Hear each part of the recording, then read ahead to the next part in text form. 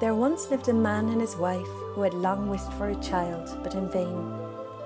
Finally, the woman became pregnant with a baby.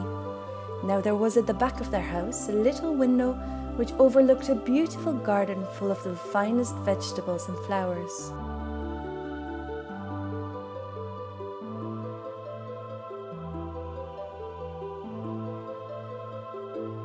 But there was a high wall all round it, and no one ventured into it, for it belonged to a witch of great might, and of whom all the world was afraid.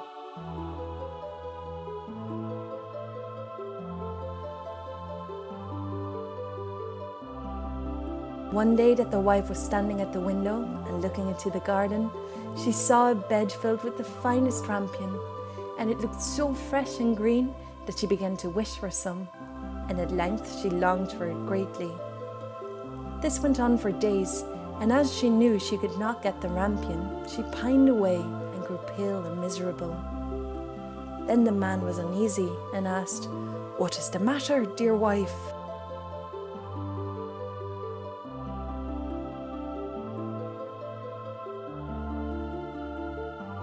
"Oh," answered she, "I shall die unless I have some of that rampion to eat that grows in the garden at the back of our house."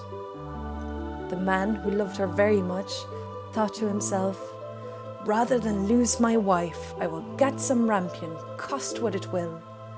So in the twilight he climbed over the wall into the witch's garden, plucked hastily a handful of rampion and brought it to his wife.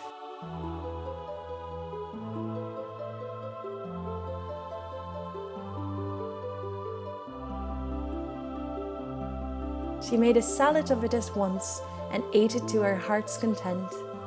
But she liked it so much and it tasted so good that the next day she longed for it thrice as much as she had done before. If she was to have any rest, the man must climb over the wall once more. So he went in the twilight again, and as he was climbing back, he saw, all at once, the witch standing before him, and was terribly frightened as she cried with angry eyes,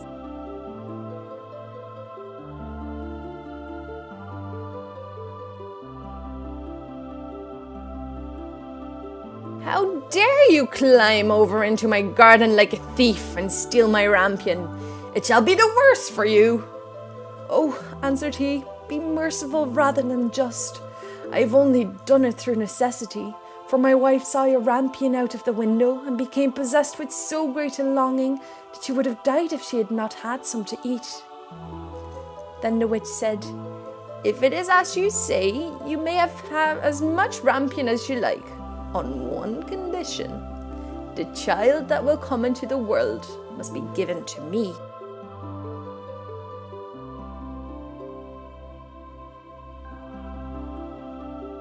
In his distress of mind, the man promised everything, and when the time came when the child was born, the witch appeared, and, giving the child the name of Rapunzel, she took it away with her. Rapunzel was the most beautiful child in the world.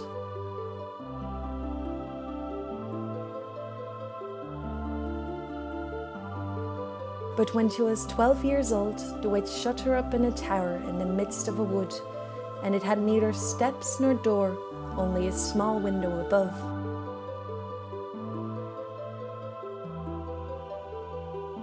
When the witch wished to be let in, she would stand below and cry, "Rapunzel, Rapunzel, let down your hair." Rapunzel had beautiful long hair that shone like gold.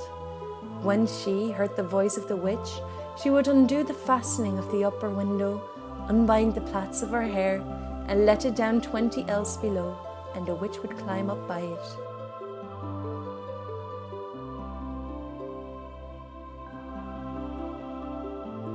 After they had lived thus a few years, it happened that as the king's son was riding through the wood, he came to the tower, and as he drew near, he heard a voice singing so sweetly that he stood still and listened. It was Rapunzel in her loneliness, trying to pass away the time with sweet songs.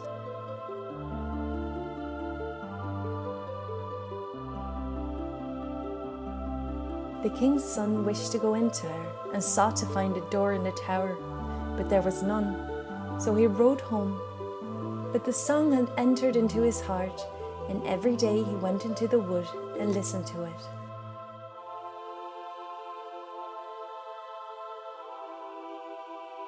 Once, as he was standing there under a tree, he saw the witch come up and listened while she called out, "Oh, Rapunzel, Rapunzel, let down your hair."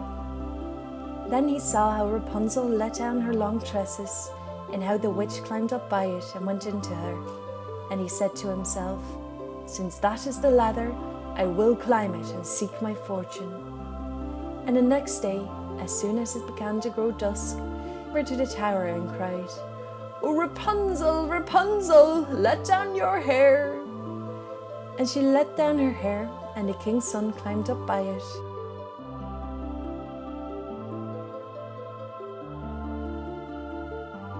Rapunzel was greatly terrified when she saw that a man had come into her, for she had never seen one before. But the king's son began speaking so kindly to her, and told how her singing had entered into his heart, so that he could have no peace until he had seen her herself. Then Rapunzel forgot her terror, and when he asked her to take him for her husband, and she saw that he was young and beautiful, she thought to herself, "I certainly like him much better than old Mother Gotham," and she put her hand into his hand.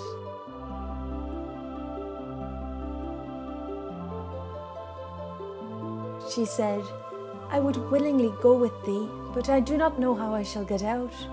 When thou comest, bring each time a silken robe, and I will make a ladder.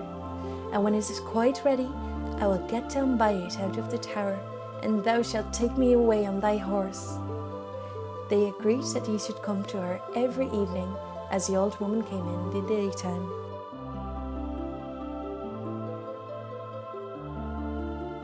So the witch knew nothing of all this until once Rapunzel said to her unwittingly, "Mother Gothel, how is it that you climb up here so slowly, and the king's son is with me in a moment?" "Oh, wicked child," cried the witch, "what is this I hear? I thought I had hidden thee from all the world, and thou hast betrayed me." In her anger, she seized Rapunzel by her beautiful hair, struck her several times with her left hand, and then grasping a pair of shears in her right, snip, snap, the beautiful locks lay on the ground.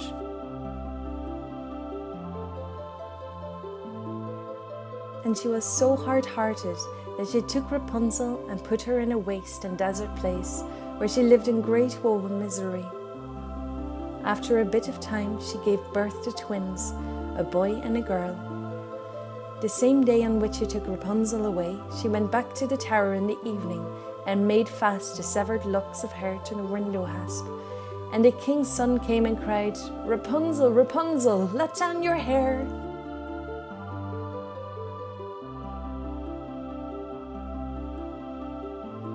Then the witch let her hair down, and the king's son climbed up.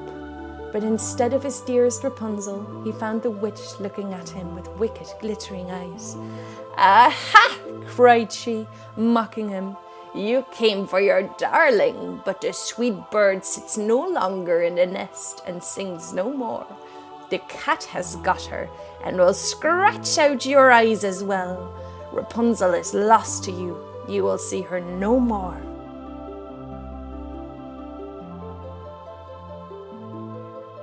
The king's son was beside himself with grief, and in his agony he sprang from the tower. He escaped with life, but the thorns on which he fell put out his eyes. Then he wandered blind through the wood, eating nothing but roots and berries, and doing nothing but lament and weep for the loss of his dearest wife.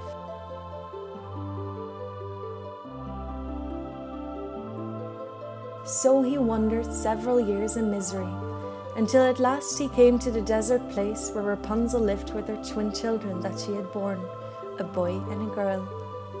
At first he heard a voice that he thought he knew, and when he reached the place from which it seemed to come, Rapunzel knew him and fell on his neck and wept.